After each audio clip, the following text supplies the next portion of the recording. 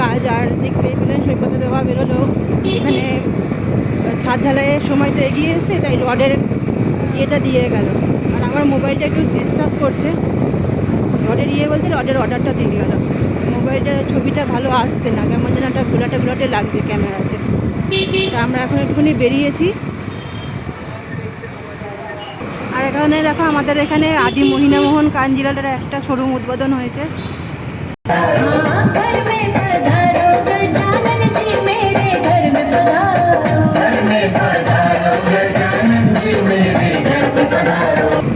গণেশ চতুর্থী অনেকদিন আগেই শুরু হয়ে গেছে, শেষের পথে। তা আমাদের এখানে দেখলাম প্যান্ডেল রয়েছে, তাই তোমাদের একটু দর্শন করালাম গণপতি বাপ্পাকে। তারপরে বেরিয়ে যাচ্ছি। আমার বর বললো আরও নাকি 2-3টে আছে, যাই যদি দেখতে পাই। দেখো সামনে আর একটা পুজো আছে, লাইটিং দেখা যাচ্ছে, এখনও ঠাকুর বিসর্জন হয়নি। এইটা মনে হয় ঢুকতে হবে না, বাড়ি থেকে দেখাতে পারবো। দেখে নাও এখান থেকেই।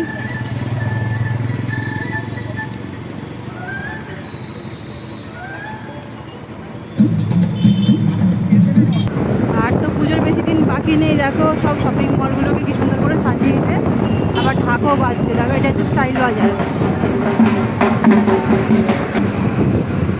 আর এখানে দেখো মাটির বাসনপত্রের দোকান। এটা আমাদের শ্বশুরবাড়ির এলাকা, এখানে চলে এসেছে। এই যে এইখানটা আমার শ্বশুরবাড়ি, এই গুলিটার ভিতরটায়। এটাকে বলে হচ্ছে পল্লীশ্রী মোড়। আরামবাগে যারা যদি কেউ দেখে থাকেন তবে তিনি তো নিশ্চয়ই চিনবেন। আর এটা দেখো বাস স্ট্যান্ড, এখানে আমার বরের দোকান ভেতরের দিকে।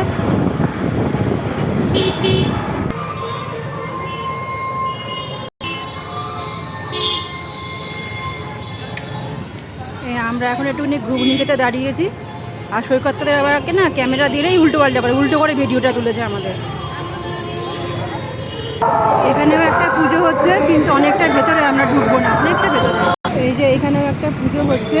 কেউ যেন প্রসাদ খাবেন না, বাবা করে অনুরোধ করা হচ্ছে। নেমে খান, প্রসাদটা নেমে খান। দেখো এখানে ঠাকুরের প্রসাদও পেয়ে গেছি। থেকে নেমে এখানে বসার জায়গা আছে, বসে খান, কিন্তু ঠাকুরের সামনে খাবেন না। শুধু ঠাকুর দেখাই হলো না, ঠাকুরের একটু প্রসাদও পেয়ে গেলাম। এই ভাগ্যটা কিংবা বচনের হয়। আমি ভাবছিলাম যে এতগুলো ঠাকুর দেখলাম 3-4টে, কোথাও যদি একটু প্রসাদ পেতাম। তা এখানে বাড়িতে আসার মুখে যে প্যান্ডেলটা হয়েছে ওখানে পেয়ে গেলাম। আর এখন চলে যাচ্ছি বাড়ির কাছাকাছি, আর একটু পরেই বাড়ি। তা তোমাদের যদি ভিডিওটা একটু ভালো লাগে তাহলে অবশ্যই লাইক করো, আর আমার চ্যানেলটিকে সাবস্ক্রাইব করো, আর ফেসবুকে ফলো করে নিও। ফেসবুকে যারা দেখছো তারা কেউ কমেন্টও করছো না, আর লাইকও করছো না। কোনো কি সমস্যা হচ্ছে নাকি আমি বুঝতে পারছি না আমার পেজটাতে। প্লিজ একজন কেউ লাইক করো, তাহলে আমি বুঝতে পারবো যে আমার পেজটা ঠিকঠাক আছে। অনেক সময় তো পেজ হ্যাক হয়ে যায়, আমরা বুঝতে পারি না। যদি কারোর কোনো সমস্যা না থাকে অবশ্যই একটা লাইক বা কমেন্ট ফেসবুকে করবে।